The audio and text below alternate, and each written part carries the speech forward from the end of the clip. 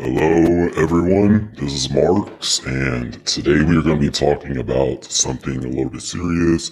We're going to be going in deep into detail around the history of the Masonic origin and the Freemasonry, the symbols, and different things like that around Freemasonry. And also we're going to be going into detail about the Bavarian Illuminati and the future of both of these secret societies, how you get into these secret societies from a former Freemason and a former Illuminatian. We are going to be going into detail around the secrets within these secret societies, and we are going to be revealing some of the history in different aspects and the rituals behind these secret societies and all of the secret societies within these which connect them in a way. With this being said, many of this stuff is being pulled from a Freemasonry book, which is one of the books that expose some of the history behind the Illuminati and the Freemasons, but it doesn't go into details around the secrets. We're going to be starting off by reading this passage and going into sort of the history, what both these secret societies are, and what even makes a secret society secret.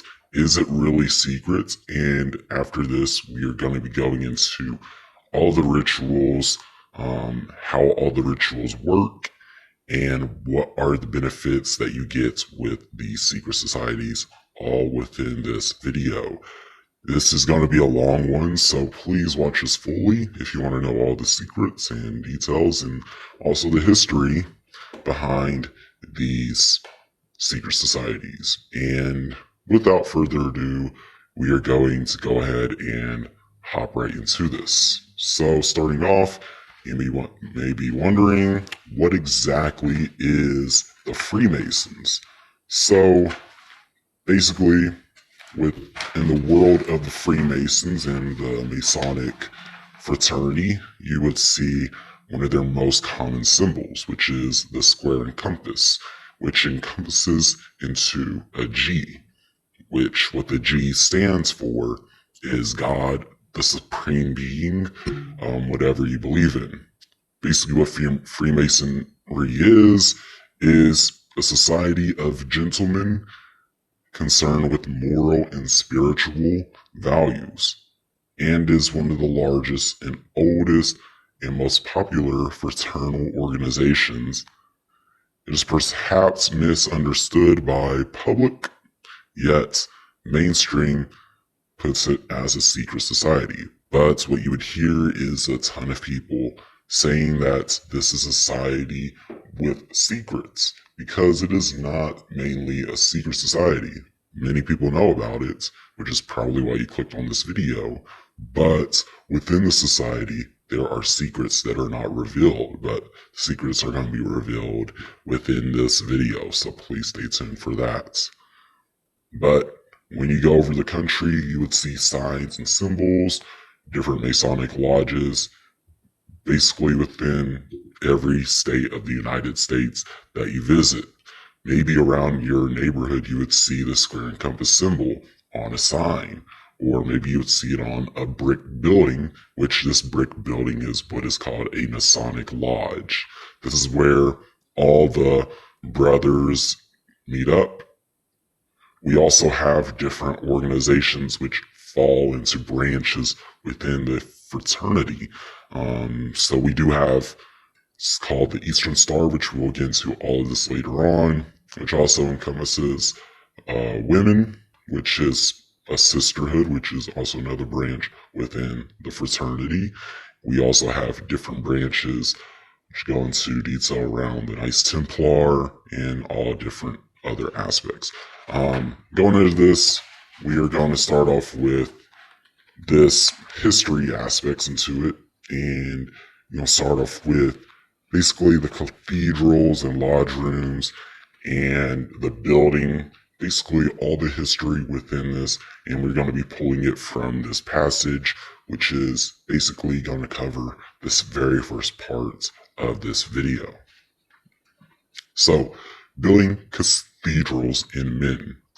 By the late 1660s, the new philosophical and scientific Masons saw Freemasonry the ideal symbolism for building character in men. Construction of a strong, well-balanced structure built with the assistance of many like-minded men and dedicated to God, much like cathedrals of old. Suddenly, Freemasonry wasn't just for a bunch of scruffy old rock caverns anymore.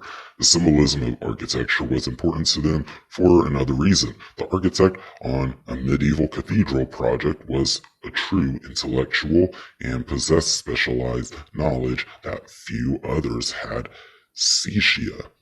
An architect had know about mathematics, geometry, physics, art, and even literature. He had to communicate well because he was verbally passing along plans to his workmen who couldn't read anyway. He had to be well versed in the Bible because much of the decoration was carved in the stone. Designed to the stained glass with windows of cathedrals was meant to tell biblical stories without words. Architects in cathedral buildings of the Middle Ages were really liberal arts majors. So when a group of scientific intellectuals decided to transform the Freemason guilds into something more modern and more symbolic, they figured they were pretty good company. The Templar theory. The Knights Templar was an order of warrior monks that formed in the 1118 after the First Crusade of the Holy Land. Its official name was the Poor Knights of Christ and the Temple of Solomon. Its mission was to protect pilgrims traveling between Europe and the Holy Land. As its name implied, the order was based in Jerusalem. The members took resistance under the remains of Solomon's temple. They quickly developed a reputation for being among the fiercest knights in Christendom. But they remained bound by the Masonic rules of poverty, chastity, and obedience. In a remarkably short period of time, the Templars grew in power, prestige, and wealth by creating one of the first international banking systems. With knights rode off to go to slay infidels, he would deposit gold in a Templar purse back home. He then carried a letter of credit that allowed him to withdraw money from Templar post along the road of Jerusalem. Not exactly at the ATM network, but it was the first time anyone had done this on such a large scale. As quickly as he grew in power, the Templars were destroyed, and not by any Muslim army. Back in France, King Philip the Fierce was upset down on the wartime loans, and quickly had run out of money. Philip, known as Philip the Fair, was a no-haired boy. With the rest of Europe, he had orchestrated the installation of his own handpicked man as the newly elected Pope Clement V in 1305. Philip needed cash, lots of it, and fast, so he went to the Templars to get it, knowing the Paris Pesebre alone more than what he needed for his immediate troubles. Not surprisingly, the Templars weren't interested in the king's scheme. Not to be put off, Philip convinced his new pope to excommunicate the entire Templar order. Clement decreed that every Knight Templar in France to be arrested on Friday, October 13th, 1307. The knights were tried for heresy on a variety of largely trumped-up charges, and many were tortured or burned to death. The Pope's orders spread all around the Christendom, and any country that refused to arrest any Templar Knight was threatened with mass excommunication. King Robert Bruce of Scotland wasn't impressed with such escalative saber-rattling because he had entire country of Scotland were already excommunicated. Word quickly spread that Templars fleeing. The Pope's electorate of Scotland was the place to flee to. Here is where the legend of Templars Freemasons cross. Author John Robinson, in this book, Born in Blood, asserted that these Templars hiding in Scotland actually were the originators of speculative Freemasonry. Robinson wasn't the first to suggest this notion. Chevalier de Ramsay in 18th century France was a big proponent of this theory. Freemasons' reasoning was that they were on the run and had to hide from loyal Catholics who might otherwise betray them.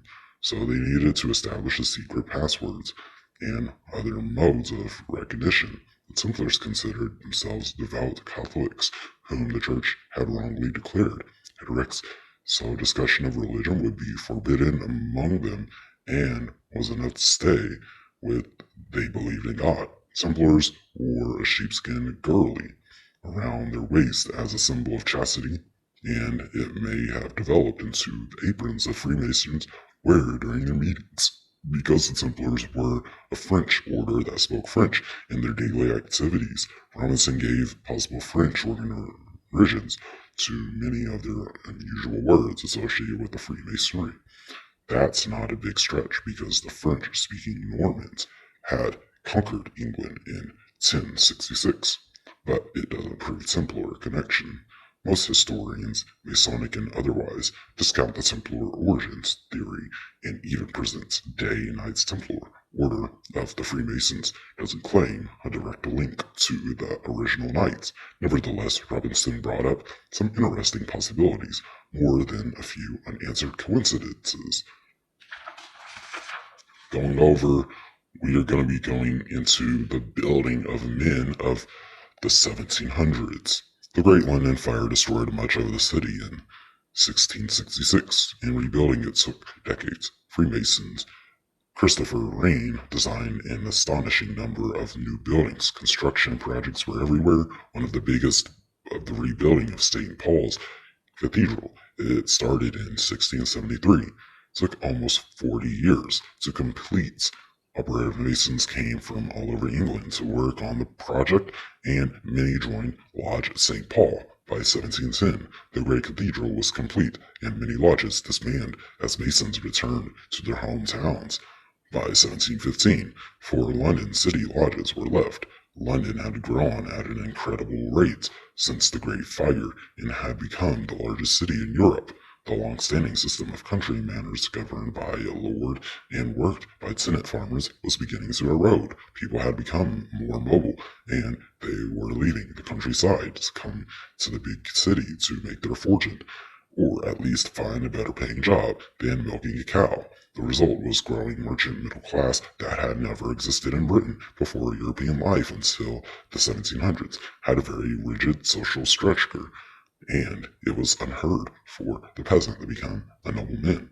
Now, that peasant could work his way into a better life, and that class lines were beginning to blur. All that mobility and life crowded familiar city meant loneliness for many men who were far from families and old friends. All the houses and coffee houses became natural places for people to gather and socialize. And the social club became a hugely popular concept. Social clubs formed among the members who shared an interest in politics, literature, gossip, fine food, or just plain drinking. Founding the first Grand Lodge, by this time Masonic lodges also met in coffee houses or ollie houses, and generally named after the places they met in February 1717. The Rumor and Grapes, the Crown, Apple Tree, and the Goose of Griddle lodges gathered at the Apple Tree Tavern and Charles Street in the Covent Garden area of London to discuss the future of Masonry. In England, 3 of the lodges were made up of mostly operative Masons, with a few accepted gentlemen members, but the Rumor and Grapes was also entirely a gentleman's lodge, with a handful of noblemen thrown in. They wanted some rules and organization. They wanted to gather as a big group every year for a celebratory feast, and they wanted to see Freemasonry increase its membership. The one thing they didn't want was for the Freemasons to become one of the more eating, drinking, and carousing club, like the many such clubs popping up all around London. To accomplish all this, they decided to form a governing group known as the Grand Lodge. Origins. The lodges met again on June 24th, 1717, St. John the Baptist's Day at the Goose and Griddle Ale House in St. Paul's. Gentleman member of the Crown Lodge at the first Grand Master of the Lodge of England, sometimes referred to by the scholars as the premier Grand Lodge of England. No Order of the Masons would ever be elected as Grand Master of the Masons after that. Freemasonry was changed forever. Remember, what made this action so revolutionary was the new Grand Lodge announced that it alone claimed the right to charter any new lodges of Masons in England. The original lodges were numbered, and 1 through 4, the new lodges were numbered sequentially as they signed on to the new Grand Lodge of England. Of course, the existing lodges of Masons outside of London found this news to be something of a surprise, and the Scottish Irish lodges were completely unimpressed by such a la-la-dee-da presumption of an authority. Up until this point, all that had been needed to start a new lodge, as for 10 Masons to agree to do so, as long as they adhered to the ancient charges. The old rules set down in the works like the Regis manuscript. This new Grand Lodge had taken a pretty bold step into claiming such a sweeping powers. Predictably, it soon caused an argument or two. One of the first things the new Grand Lodge did was to chase after more nobility as members, figuring out it would give them greater prestige. The Duke Montagu became the 4th Grand Master, 1721. Eventually, royalty arrived in the form of the Duke of Cumberland, brother of George III. The Duke of Cumberland became the Grand Master in 1782. This unrest way to establish itself as being more respectable and noble than the run-of-the-mill social clubs was to prove its ancient pedigree. Freemasonry was no longer for stonemasons, but it was still connected by the legendary trail back to those first Masons lodges charted by the old Estelian back in the 10th century. York. Its mythical origins went back to King Solomon and therefore before him, writing the history book of constitutions. A Presbyterian minister named James Anderson was directed by the Grand Lodge to write a history of the craft and outline its rules. First published in 1723, the collected work was known as the Book of Constitutions and contained a new and improved version of the ancient charges. Ever since that time, modern lodges and Grand Lodges have been governed in a general sense by the basic guidelines set down by James Anderson's work, which is a pretty cool thing.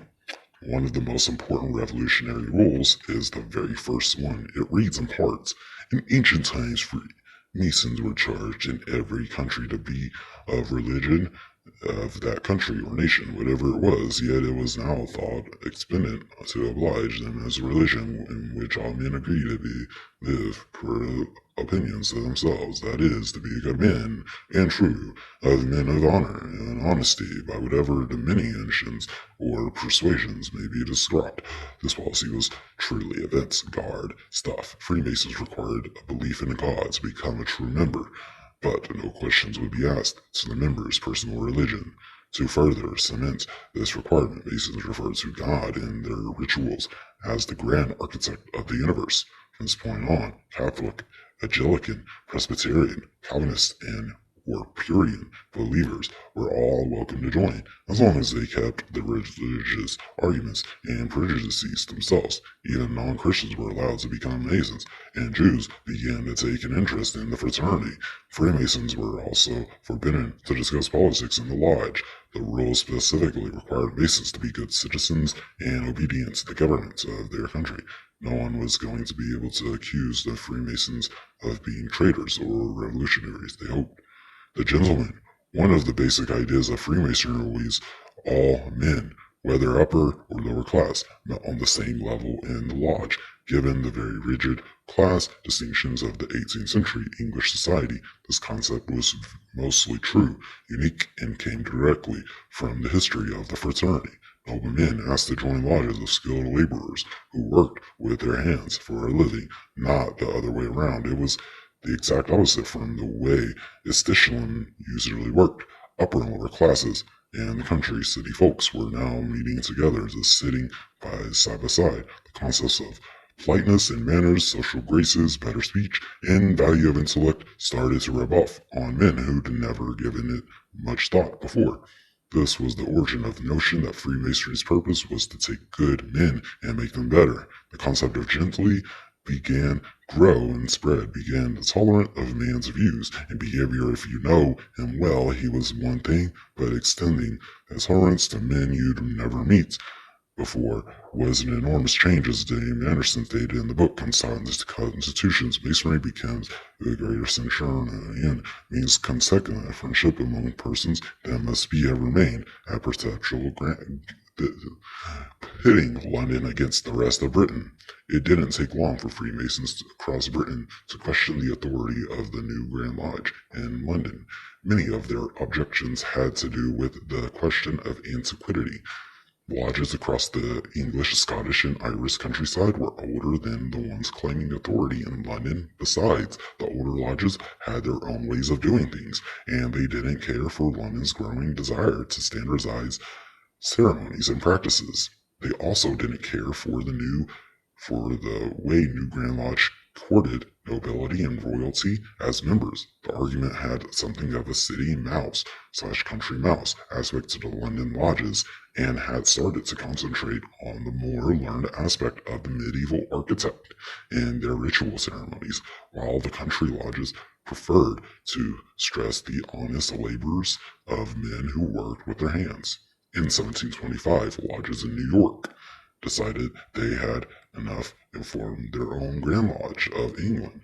At York, the word totus Anglais in Latin, which died out by the 1790s, not to be outmaneuvered. The London-based Grand Lodge of England granted the charter the Irish lodges to form the Grand Lodge of Ireland, but Scotland wasn't able to told by doing anybody, so it formed its own Grand Lodge, St. John, Scotland, 1736. Further turf was bought as the time passed. In 1751, a group of London Masons, largely in town from Ireland, formed a competing ancient Grand Lodge, sometimes referred to by scholars as the Athol Grand Lodge, led by Lawrence de Mont.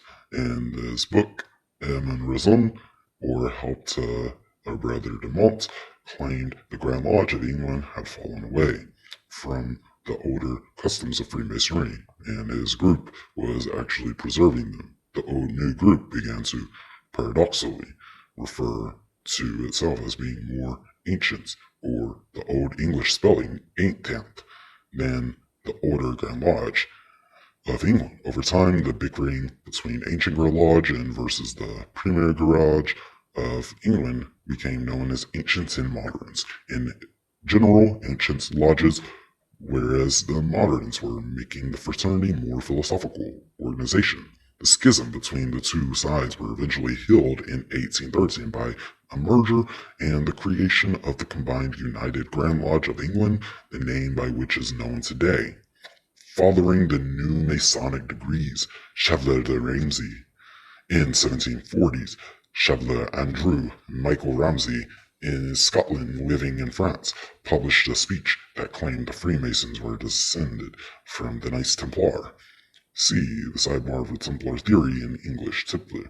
Ramsey's theory became enormously popular in England and France. The Royal Ark, Cryptic, and Christian Chevalier degrees developed quickly, largely growing from his exciting, romantic, and completely imaginary theories. These additional Masonic degrees could be conferred only after a man had become a Master Mason. Suddenly, middle-class tradesmen, shopkeepers, and artists could be granted lavish titles and knighthood. The nobility, even if it was only in the confines of the Masonic lodges, these additional degrees would eventually become known in the United States as the York Rite, which I discuss in more detail. In France, not Scotland, Ramsey's same theories developed into what became the Scottish Rite degrees, which I explain.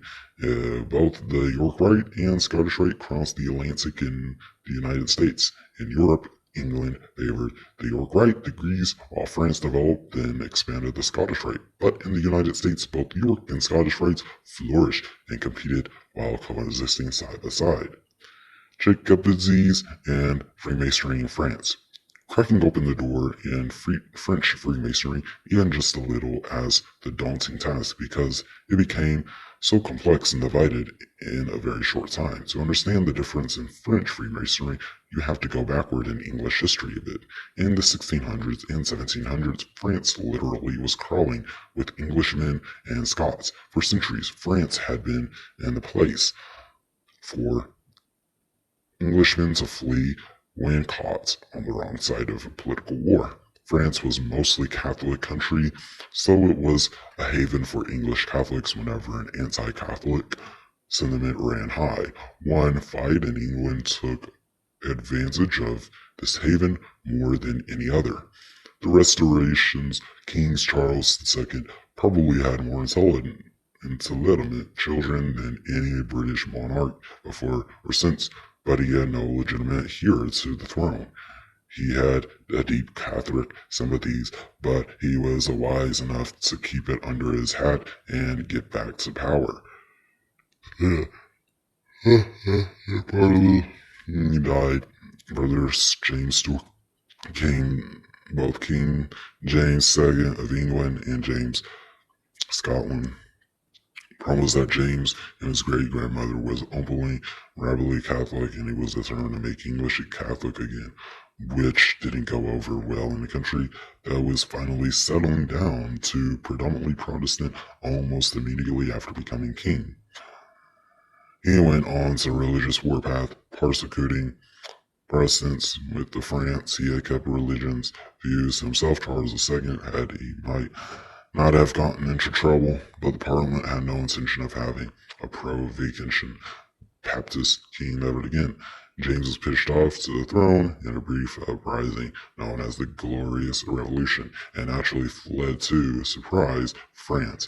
Meanwhile, his Protestant daughter Mary and her husband William were installed as joint rulers in 1689. The men who wanted to put James II or his offspring after he died back on the throne were called Jacobites, after the Latin version of James. France became a haven for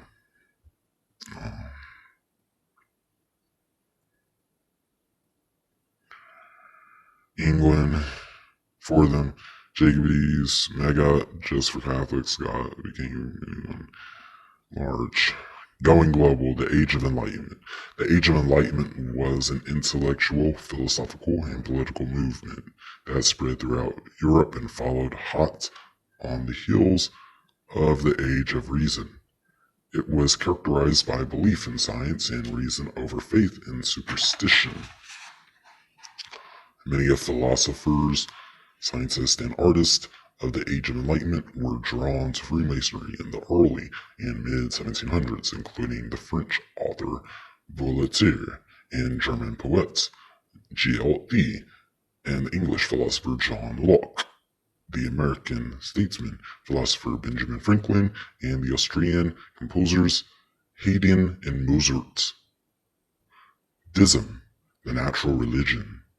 The religious concept of deism sprang from scientific thinking during the Enlightenment.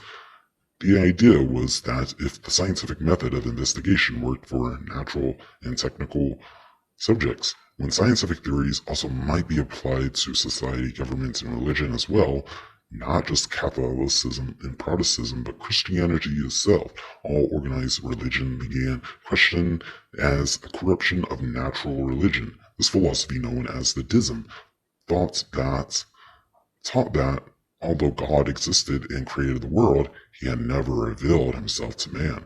According to deism, the Bible contained many important truths and was no proof of Illiminati, Almighty.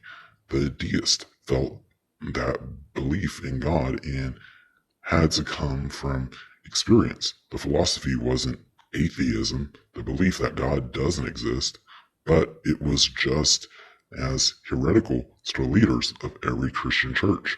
The deist God made the world, and he made it as perfect but complicated machine.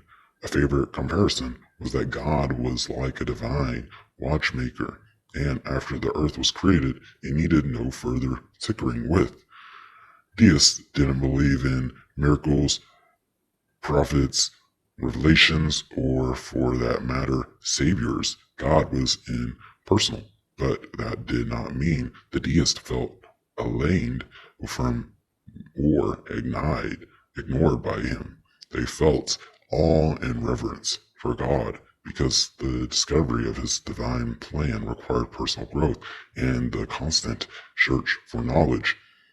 One of the earliest criticisms from fundamentalist Christians about Freemasonry was that if it wasn't actually deism, it sure walked, swam, and quacked like deism. They felt that the religious tolerance espoused by the Masons was nothing more than a cover for heretical questioning and Christian beliefs. Thus began a long-standing misunderstanding of what goes on in Masonic Lodge. Religious discussion of any kind is forbidden. That rule hasn't stopped many outsiders from believing that Masons engage in some sort of peculiar pagan religious worship within their lodge rooms. Even members of the royalty, who saw themselves as philosophers and learned men, were drawn to the fraternity, such as the long list of members of the English royal family and Frederick the Great, Perugia, who joined in 1738, was crown prince in German states, often referred to Masonry royal arts, because more than half of the early Masonic lodges were created by royal decrees, whether those men were philosophers, artists, royalty, insurrection, Masonry, took or whatever Freemasonry influenced them, as long as they matter of debate. But the popularity of the fraternity first exploded and they expanded worldwide. During this period of Enlightenment philosophy establishing Masonry in America, Freemasonry appeared in the American colonies soon after the First Grand Lodge of England was organized. The earliest American Masons had been members of English lodges or colonists who joined a lodge while visiting Europe. Introducing Freemasonry into the colonies, communicating with London was a long and difficult process. And from the beginning, Americans have always been brash bunch of individuals. Masons in America didn't always wait for permission to start lodge or Grand Lodge by 1730. There were lodges in Philadelphia and Boston when American colonists discovered that Freemasonry was popular among the fashionable set back in Mother England. Lodges began spread like wildfire, and the Grand Lodge of London set up provincial Grand Lodges throughout the colonies, powered charter new lodges essentially as Grand Lodges foreign offices. Lodges sprang up spontaneously without the blessing of the Grand Lodge or its provincial officials. Colonists who were members of the Grand Lodge of Scotland, the York-based Grand Lodge of England, and the ancient Grand Lodge of England opened up lodges, so the anti-ants versus moderns competition went on in colonies as well over time, because moderns were very interested in bringing nobility and even royalty into those ranks. And the Lodge of England came to the royal guarded, pro-British, and the ancients, and the American Revolution broke out. Officers and soldiers in the British Army quickly took the fraternity as well, as military lodges became quite popular. The difference was that military lodge traveled with the regiment instead of being anchored to one particular place. Irish and Scottish regiments within the English army were especially fond of these. They operated under authority of the Grand Lodges in Ireland as the result of Freemasonry spread around the colonies and ceremonies, customs, traditions, depending upon the Grand Lodge origin of its members. One scholar asserted that receiving a charter from the Grand Lodge of Ireland was more popular with Scottish troops because it was, well, cheaper. Fighting for new country, Freemasonry, and the American Revolution. The connection between Freemasonry and the Revolutionary has been exaggerated over the years, but Freemasons were present at many of the turning points that led up to the war with England and the formation of the Republican government. In addition, many of the philosophies and Declaration Constitution were talked about, practiced along Masonic lodges. Revolutionary thinking, planning was everything leading up to the war. natural. Many Freemasons sought penance from Britain. 9 Masons, including John Hancock and Benjamin Franklin, signed the Declaration of Penance. 2 men were dedicated to draft Declaration. Franklin and Robert Livingston were not only Masons, but also past Grandmasters in the colonies when the war ended. 39 men signed the U.S. Constitution, 1/3 of them Masons. Nonetheless, plenty of the Freemasons American colonies wanted to remain in England. Boston Tea Party. This is a myth right here. The story of the Boston Tea Party describes how a group of 60 men dressed as Red Indians dumped crates holding 90,000 pounds of tea into the Boston Harbor in 1773 to protest British tea taxes. And it has long been alleged the Indians were in fact members of the Boston St. Andrews Lodge. The lodge met the Green Dragon Tavern. They actually had bought the building in 1764, which acted as a local community center. Besides, the Mason St. Andrews Lodge had a regular meeting scheduled for the evening of December 16, 1773, but noted in their minutes lodge closed on account of few members present. The Sons of Liberty, one of Boston's many secret revolutionary politics groups, used the tavern, and the two groups had many members in common, including Dr. Joseph Warren, Paul Revere, and John Hancock. Many Masons undoubtedly took part in the actions of that December night as 2,000 Bostonians watched suddenly from the wharf, but the Tea Party was most definitely not a Masonic outing. Freemason became immensely popular with American military officers and soldiers. More than 40% of generals commissioned by the Continental Congress either were or would become Freemasons before the war ended. The wealthiest colonies in America didn't join the army as a rule. They remained loyal to England. They were, after all, British citizens. So unlike the British Army, in which rank was often based on social status, wealth, and abilities, this continental army quickly became democratic, as America itself would become Freemasonry. Also taught new social manners to realistic men who had gone from farmer to military officer overnight. The concept of representative democracy was a new invention of the Enlightenment. Even England's parliament was not as socially equal in representation of the whole population as a form of government that was created in the new United States. Freemasons already had been practicing true democracy within their lodges, electing new members and officers, and rituals stressed love and charity for all men as equals. Familiar notions now become a basic foundation of the United States government. Were being taught in Masonic lodges long before the revolution in the lodge. All men were created equal. Freedom of religion, assembly, speech were all practiced in the lodge, even in countries that outlawed such things. Prince Hall and African American Masonry. Mason named Prince Hall is considered to be the father of Freemasonry in the African American community. Prince Hall was born sometime between 1735 and 1758. As an adult, he became passionate abolish and leader in Boston's free black community. Seeking verifiable information about his early life is difficult because there were multiple men that name in Boston at the time. By the time he was 11 years old, he became in service to a tanner named William Hall, who taught him the skill of processing and dressing leather. It is believed that Prince Hall was manipulated at the age of 21, and he probably took his last name from his former household. By the time the African Revolution broke up, Hall was on the Boston records as a shopkeeper and peddler and caterer, a homeowner and voting taxpayer. Prince Hall and several other free black Bostonians were interested in forming a Masonic lodge for their free Negroes. Before the war broke out, Hall approached Boston St. John's Lodge and inquired about joining, but was rebuffed because of his race. The long-standing story that says on March 6, 1775, Prince Hall and 14 other black men were initiated into Lodge number 441, an Irish military lodge attached to the 38th Foots.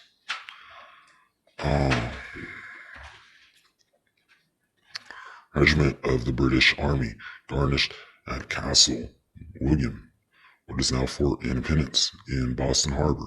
The master of the lodge was Sergeant John Batts, and the lodge conferred an Insert Apprentice, Fellowcraft, and Master Mason degrees, which are the three basic degrees of Freemasonry, which is Entered Apprentice, Fellowcraft, Master Mason.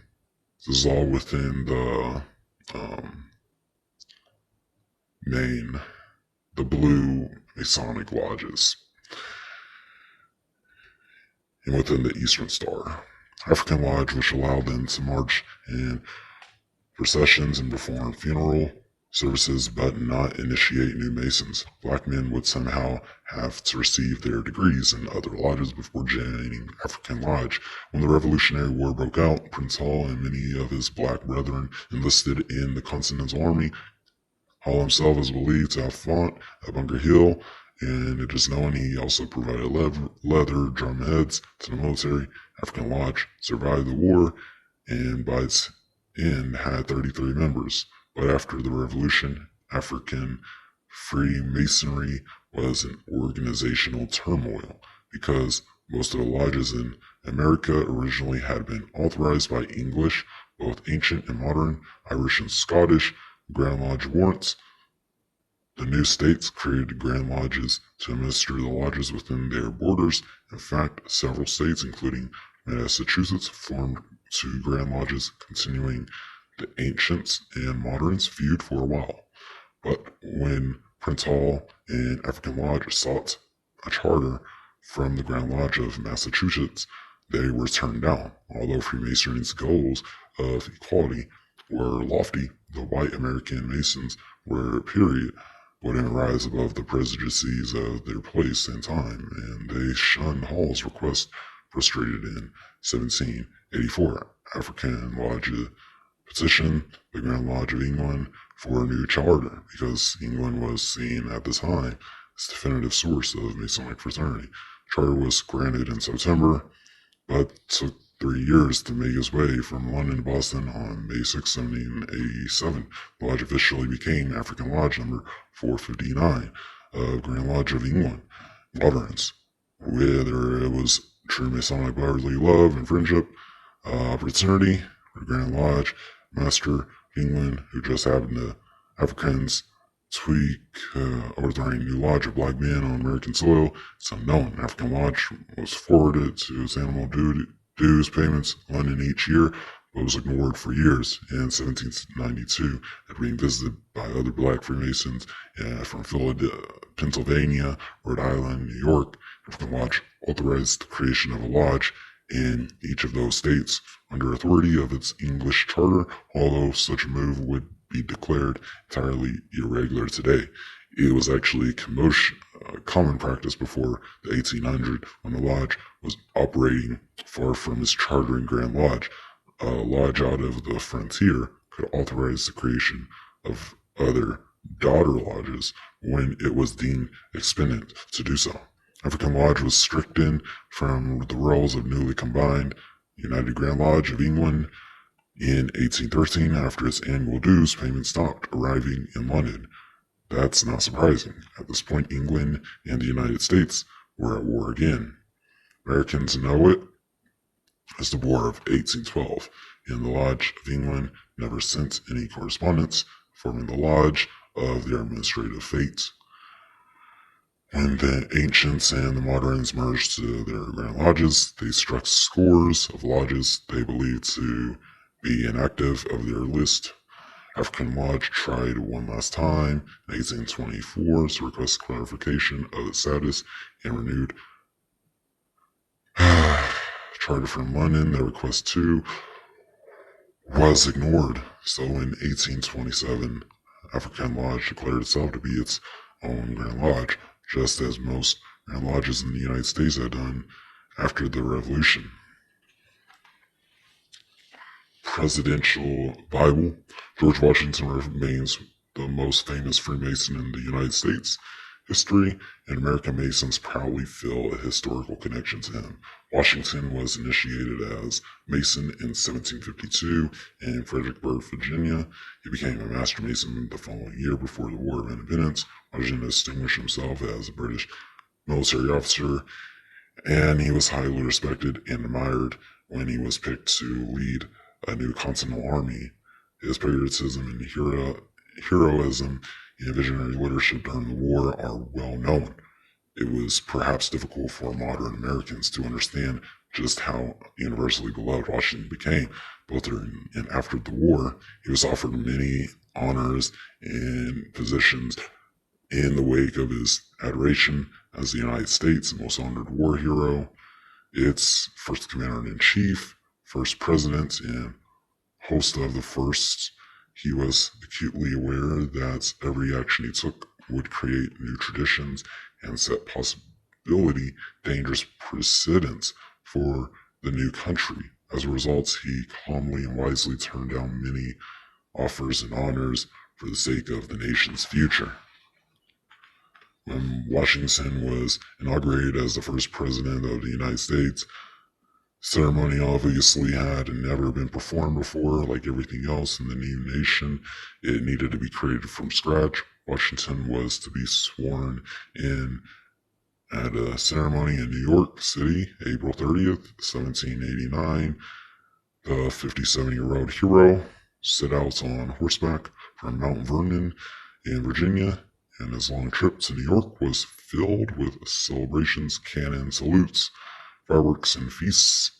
By the time he got to New York, it was a full-blown party. The ceremony was to take place in Federal Hall on Wall Street, but by the time Washington requested a Bible on which to take the oath of office, but no one had thoughts to bring one for the occasion. Robert Livingston, Grand Master of New York, knew there would be a Bible in nearby St. John's Lodge No. 1 and sent it for Washington. Took the oath of office on the open Bible and then kissed the open book. The page was bookmarked where Washington's hand rested, and the lodge had preserved the Bible for more than 230 years. At least 4 other presidents have taken the oath of office on the St. John's Bible: Warren G. Harding, Dwight D. Eisenhower, Jimmy Carter, and George H.W. Bush. But out of 5 presidents, only Washington and Harding were Freemasons. George W. Bush requested the Bible in 2001, and the fragile 10-pound book was hand-carried to Washington, D.C. by members of the lodge. Unfortunately, the rain poured down on Inauguration Day, which would have put the book in danger. The Bible was placed on display in a museum in New York later that year, just 3 blocks away from the World Trade Center. Locked in its display case, the Bible survived the horrible destruction of September 11th, 2001. Finding favor and persecution during and after the French Revolution. Freemasonry's popularity in France was executed by severity before and after the chaos of the French Revolution in 1789. The Grand Lodges of France disagreed in philosophies, politics, rituals, and dazzling array of Masonic organizations developed in 36 Masonic groups, 26 orders that admitted women, nearly 1.4K different degree of rituals. Today, at least 14 competing Grand Lodges operate in France, most of them claiming some sort of direct descent from the original Bide that began back in 1728. French Freemasonry divided, merged, closed, and reopened, and underwent a mind-boggling series of changes before and after the French Revolution. At first, the public admired the Freemasons and their motto of liberté, égalité, and fraternité. Liberty, equality, and brotherhood is what that stands for. But the revolution quickly degenerated into years of murder and terror, and many people began to identify the Masons with those years of madness. Freemasonry also vanished into France until Napoleon's reign returned order to the shattered country. I cover more growing, changing, and branching out, which is what happened in the 1800s. Freemasonry traveled literally around the world throughout the 1800s. European Grand Lodges formed provincial Grand Lodges in Africa, Asia, South America, everywhere their ships traveled. English, Scottish, and Irish soldiers carried Freemasonry with them into Africa, Asia, India, and the Middle East. European colonists frequently formed local lodges in many countries. It became common for tradesmen, members of the military, and government workers to join them as well. For many, Napoleon Bonaparte was rumored to be a Freemason, but there is no historic proof of it. Still, many of his military officers, members of his Grand Council for the Empire of the 22nd and 30 Marshals of France were. So were his four brothers, three of them who were died of the Emperor's wife. Empress Josephine was even admitted into a French female lodge in 1804. Regardless of whether Napoleon was ever made a Mason, he did not adopt the title Protector of Freemasonry along with the lengthy list of other titles he assumed. When he became emperor in 1804, it made the business cards look more impressive. Belgium became an independent nation in 1830, and King Leopold I was the Freemason. Royalty was often part of Masonry in Scandinavian countries as well. However, some governments didn't believe that Masonry was free of political or religious subversion, and in some countries it wasn't, separating the beliefs of the fraternity as a whole from actions of some of its variations and members was and still is difficult. Russia outlawed the fraternity in 1822, and its prohibition continued all the way through Soviet regime in the 20th century. Ongoing petition disapproval of Freemasonry continued from 1700s, but Freemasonry became so popular that many Catholics ignored the succession of pronouncements of the popes. Most regarded the anti-Masonic rules of the church to be political in nature, not a deeply spiritual issue. Masonry spread into mostly, it was discovered that Simon Bolivar and the renowned librarian of the continent was a Mason. Benito Juarez, the father of Mexican independence who threw off the French occupation of his country in 1866, was also a Freemason. Again, rightly or wrongly, revolution was seen to be a byproduct of Masonic infiltration in some countries.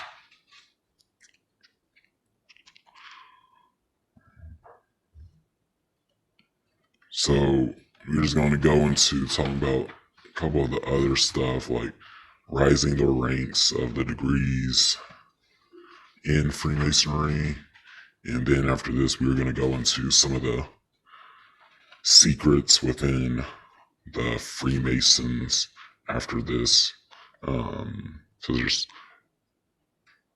passwords, also handshakes, and also some of the most notable rituals. Also the Bavarian Illuminati, and how that connects with the Freemasons, and some of the myths connected with Freemasons after I read some of these parts in this part, which is quite a bit. So, reuniting ancients and moderns. In England, the ancients and moderns patched up their fights and signed an agreement of union in 1813, forming the new United Grand Lodge of England. One of the sticking points was that the moderns felt that Freemasonry should be restricted to only first and first three degrees of enter-apprentice, Fellowcraft, and Master Masons. The ancients felt that the moderns had left out an important part of the Master Mason degree, so they lobbied for the inclusion of an additional ceremony called Holy Royal Arch to complete the story told in the third degree. In a classic case, by the way, the ceremonies within the Freemasons, each one is unique of their own, and each one you have to remember as being a Mason, and basically you can't get to the next degree unless you reflect on the previous ritual that you had. So it's sort of like going through school in a way. You have to memorize something and remember what happened. So sometimes in rituals they will blindfold you. Sometimes in a ritual it will be sort of like a script that you have to remember, and you have to recite that to the fraternity. And some of them, it is sort of, in a way, very spiritual. And some of them are like really like out of this world, like you in your own unique mind. Things will start happening, and sometimes a lot of people reflect on this as being sort of satanic in a way, based off how they interpret it. But there's a whole lot of things that go into rituals as it progresses, and it's just a really cool experience, I must say. So that's basically what goes on in the rituals around Freemasonry. So basically what it says, in a classic case of double talk of peace treaties, the oddly worded agreement defined Freemasonry as consisting of only the first 3 degrees of an apprentice, fellow craft, master mason, including royal arch degree in other universe. That would be 4 degrees. That diplomacy for you. See chapter 10, which talks about the royal arch. The agreement also referred to require a specific standardized ritual, allowing local lodges to retain their individual customs.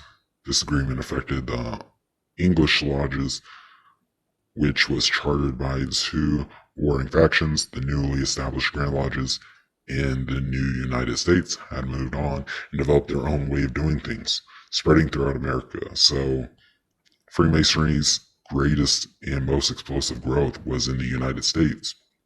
In the 1800s, the Rhode Island Freemason and ritualistic Thomas Smith Webb published Freemasons Monitor in 1797, which had the effect of standardizing Masonic ceremonial degree work for many lodges, as well as becoming an handy guidebook for new Masons wanting to learn the ritual.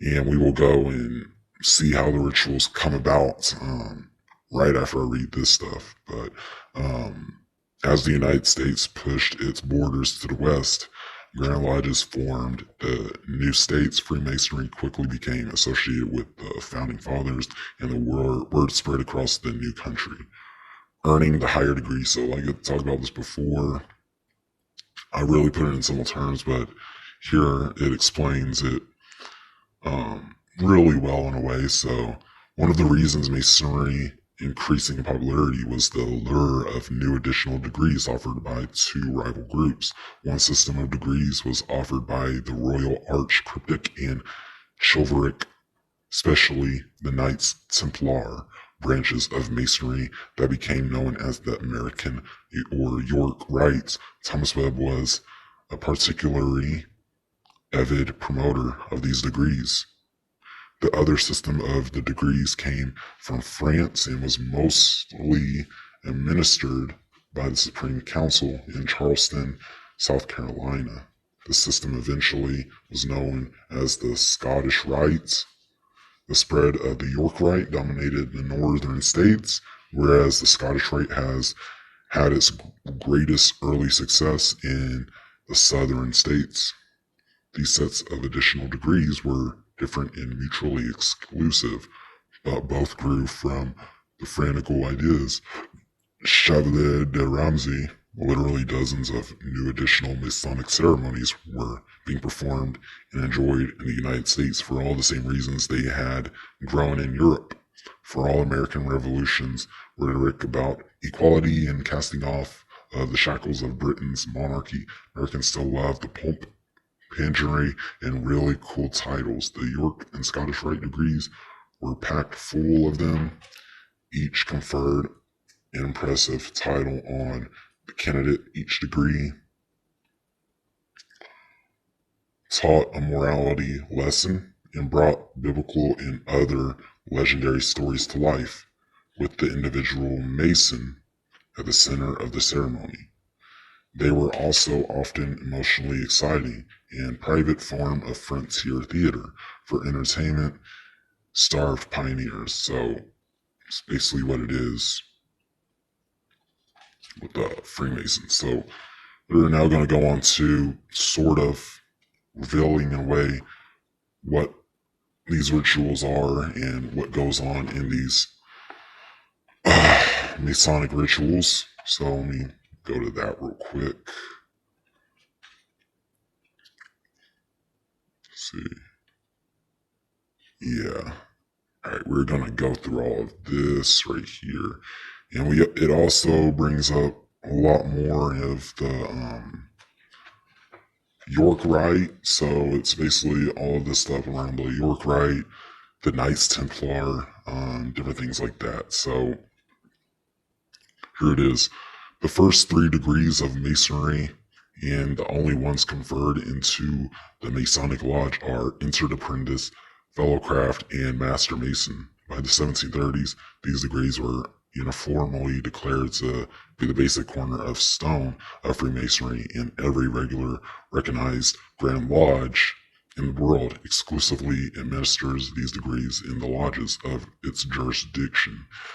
But just because Grand Lodges stopped with the first 3 degrees doesn't mean that creative Freemasons stopped writing ritual ceremonies. It was fun. It was interesting, and every new book that came out with stories about ancient civilizations or little-known religions resulted in a feverish attempt to write a new Masonic ritual about it.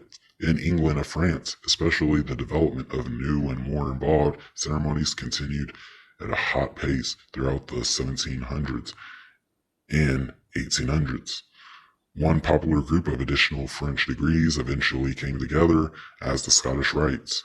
The additional English degrees became known in the United States as the York Rite, named after the city of England, where operative Masonry was first chartered by royal decree. In chapter, we discuss the York Rite and the various organizations that confer them organized. So here's on the York Rite system. York Rite is actually a descriptive term used for 3 cooperative groups that confer a total of 10 degrees in the United States. There are 4 Royal Arch degrees, 3 Cryptic Mason degrees, and 3 Chivalric orders, culminating in the Knights Templar order. The degrees making up the York Rite are considered concordant to the first 3 Masonic degrees, meaning that they confer additional Masonic degrees that enlarge and expand on the first 3 Lodge degrees. You must already be a Master Mason before you can join the York Rite. Some differences exist between the American York Rites and the way the Rites degrees are organized in Canada, United Kingdom, and elsewhere. In some areas, you'll hear about the computer, cryptic, and chivalric systems. Some of the degrees worked in the United States and are not used in other jurisdictions, and vice versa. York Rite degrees are usually conferred in a lodge-like setting, with candidates participating in the ceremonies. The Royal Arch and Cryptic Mason degrees don't require a belief in Christianity, but the chivalric orders, especially the Knights of Malta and the Knights Templar, are most decidedly Christian-based. All the chivalric degrees are based on the Old and New Testaments of the Bible, which is one of the primary reasons that these degrees, like the Scottish Rite degrees, are considered entirely optional, independent to the 3 Lodge degrees. They were created partially by Masons who wanted to have a more Christianized organization after the first anti-Masonic edicts were passed by the Catholic popes, in the 1700s. Other organizations operate as subgroups within the York Rite system.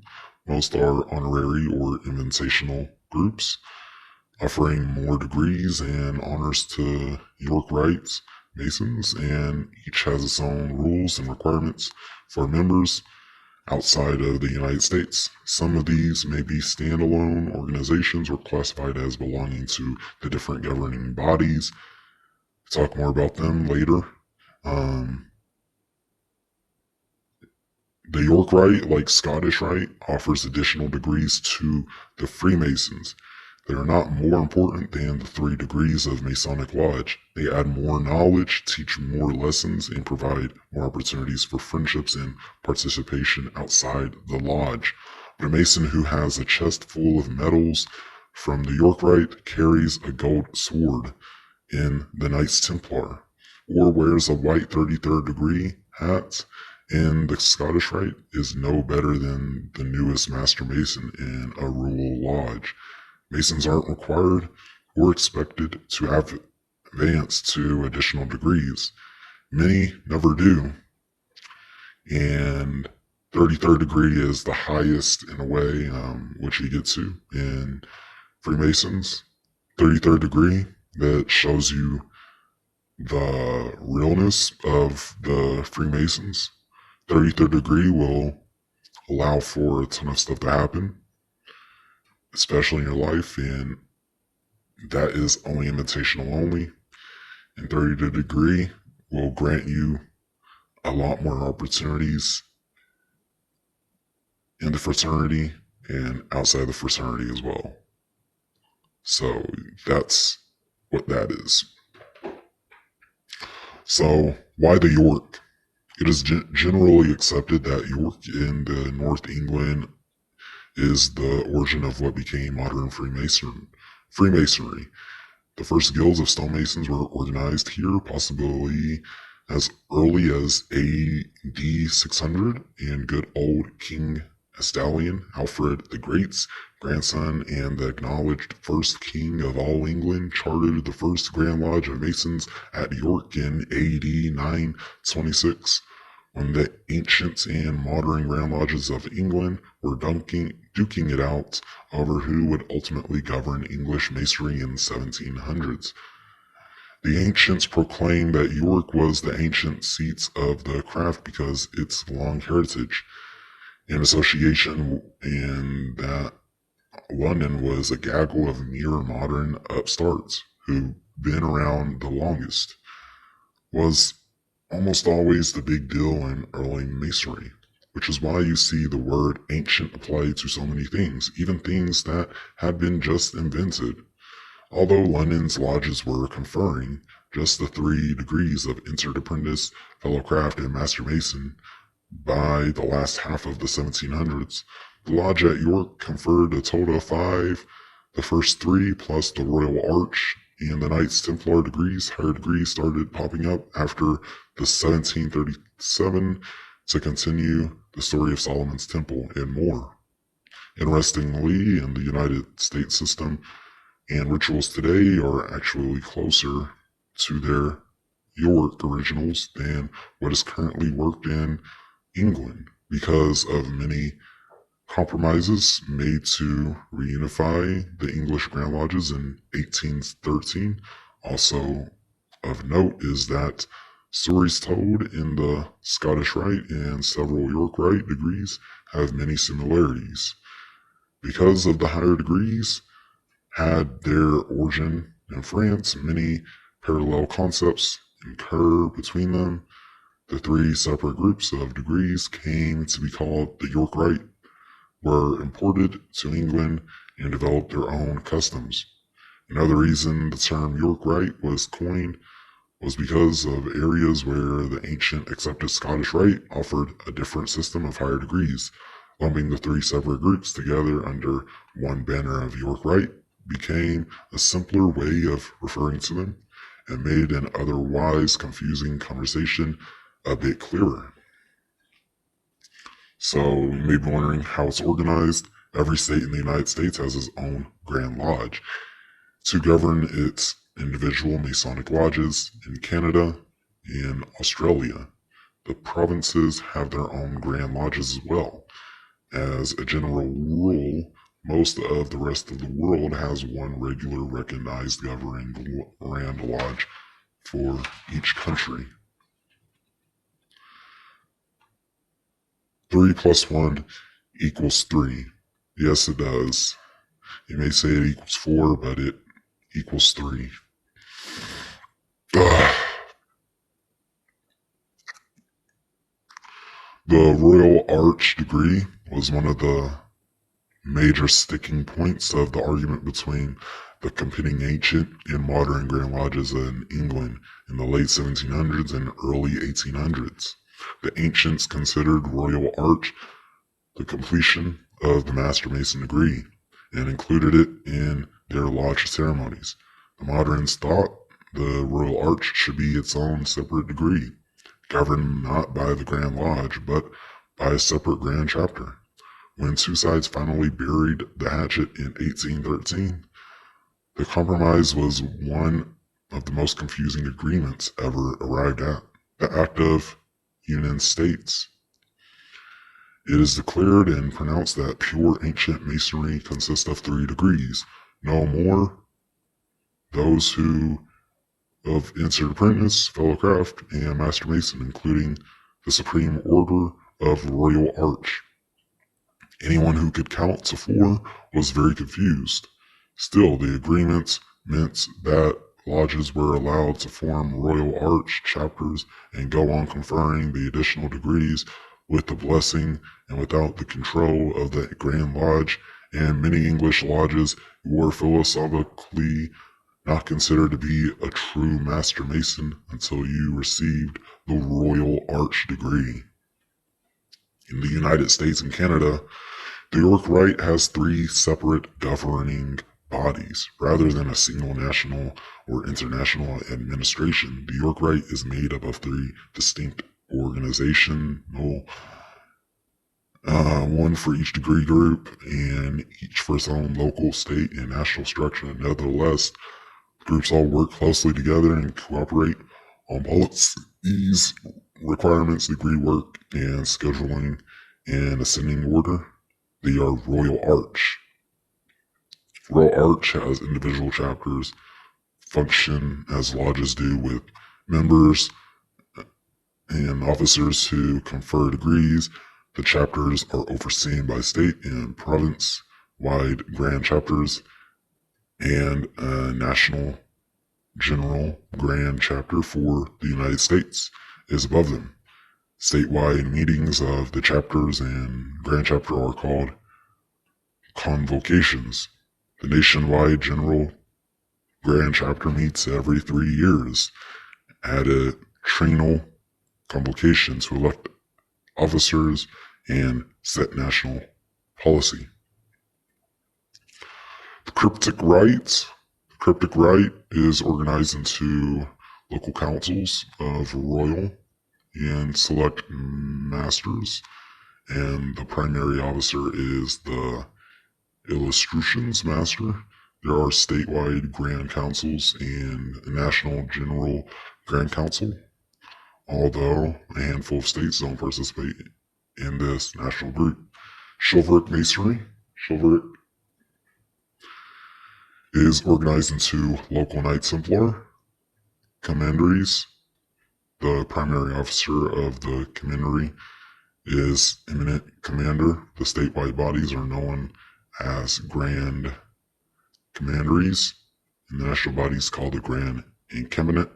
Knights Templar Order. The Grand Incumbent meets every 3 years, triennial conclave, and is actually a legislative body made up of representative of the state of Grand Commanderies. Templar commanderies also frequently have drill teams, units that function separately from the degree work of commandery. They are public face of Templary, and they participate in parades and act as honor and color. One very confusing aspect of higher degrees system is that the rituals themselves are generally not presented in a linear chronological order. Although they build and enlarge on the same theme and story, of the 3 logical degrees. Some York Rite degrees take place before the events in the earlier ones, and the other degrees come after. The degrees are arranged in the order of importance of the messages they tell, not according to a historical timeline of described events. Each degree should be looked at as an individual lesson and not as part of a long one, continuous story being told. Royal Arch Masonry. The degrees of Royal Arch are the first steps within the York Rite. Capstones or cape stones are the row of stones that are the cap of wall, and these degrees, especially the Royal Arch degree, are described as the capstone, 3 degrees conferred in the Masonic Lodge. Therefore, in other parts of the world, these degrees are described as the capitular degrees. And the symbol of the Royal Arch is composed of a circle, triangle, and 3 Greek tals, signify the true name of God. The Royal Arch has 4 degrees, which is cool. So, you may be wondering, as far as the symbolism goes with the Freemason, because a lot of the Freemasonry symbols, they all have sort of unified shape and way. The shape of something within a shape that means something. And we also have a shape within itself. And the shape we see all the time as 3 sides, looking like a triangle in a way. And before I really dug deep into Freemasonry myself, I was wondering, why do all these symbols look similar? Does this mean the Illuminati? What does the Illuminati have to do with the Freemasons? Are the Illuminati the Freemasons? Are the Freemasons connected to the Illuminati? What does the Illuminati have to do with the Freemasons? Well, I'm going to go and talk about a little bit about that really quickly, because it's interesting, because it was around the same time period where the Bavarian Illuminati and all these secret societies were around. And do they have a sort of secret connection? In a way, that used to be my question all the time. So I'm going to go ahead and answer that real quick. But as far as like the Freemasonry goes, symbolism, it's really just a whole thing of knowing your true self at the end of the day and going on this sort of journey through life, because this journey through life, it's a really hard journey, and we all go through this journey of life and, you know, do things in life. It's like the same thing over and over again, and at the end of the day, that is what we are all going through, is the same old stories, things, and different things like that. And we're told about things. There's a whole lot of secrets to life that a lot of people, they just don't know about. And they make theories about things, and things are just basically things. So one of the conspiracies and hoaxes and things that a lot of people come to conclusion with is the Illuminati. And the Illuminati, in a way, you can see where they connect in a way. And we're going to go into the Illuminati, if in a way the Freemasonries is connected with the Illuminati. So here's this, and we're going to reveal a little bit about this. So the Illuminati, the conspiracy version of the Butler and mystery novels, is the Illuminati. If something goes too wrong or too right in the world, the conspiracy theorist will notoriously begin shouting, the Illuminati did it, the jerking accusation has been flying for more than 200 years, yet no one seems to be able to identify just what or who the Illuminati really is, or just exactly what they really do. And no one seems to have ever quit the organization or ratted them out. Well, I'm about to reveal the secrets of the Illuminati. Here are the secrets. As I discussed in chapter 4, Adam Weishaupt conceived the Illuminati in Bavaria in the 1770s. Originally, the little group was based on ideals of enlightenment, and the members questioned church teachings and the divine rights of kings to keep their jobs. At first, Weishaupt was all about helping society, but he quickly became convinced that churches and governments needed to be toppled to make the world a more perfect place. The Illuminati never attracted more than about the world a more perfect place. The Illuminati never attracted more than about 2,000 European members at its height. It was publicly exposed. Weishaupt fled in disgrace, and the Illuminati died out by 1785. In 1798, a Scottish pro-monarchist named John Robinson wrote proofs of conspiracy against all religions and governments of Europe carried on in the secret meetings of Freemasons, Illuminati, and reading societies collected from good authorities. Nobody has snappy titles like these anymore. Meanwhile, a French abbot named Augustin Burle was working on his own hit 4-volume work, memoirs illustrating the history of Jacobinism. Both of these works put forth the theory that the Illuminati had caused the French Revolution by roaming the countryside, planting the vile seeds of heresy and revolt among happy and contented French peasants. Burle's works would later be plagiarized and rewritten as anti-Jewish propaganda, the notorious protocols of the Elders of Zion. To these of the status quo, the Illuminati and the Freemasons were the same thing. They were in cahoots with each other, and even if the Illuminati had died out, there were still plenty of Masonic lodges all over the countryside to fear and hate, and the dangers of messages of liberty, equality, and brotherhood were still being encouraged in them. Thus was born the myth of Freemasonry as a hotbed of revolutionaries and world takeover plots. Over the years, the Illuminati became the general all-purpose conspiracy theory. Boogeyman Hitler figured the Illuminati was a group of Jews and Freemasons.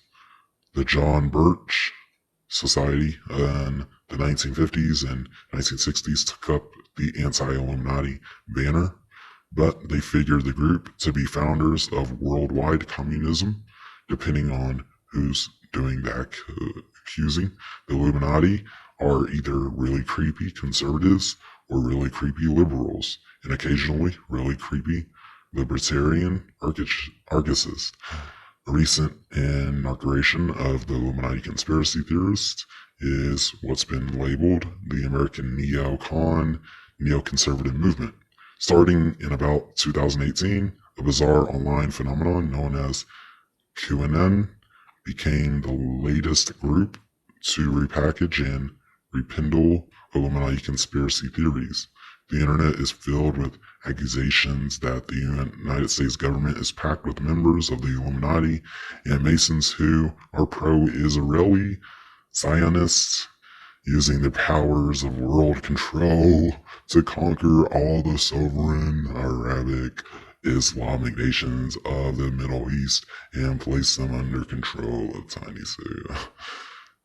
That is just really insane. Anyways,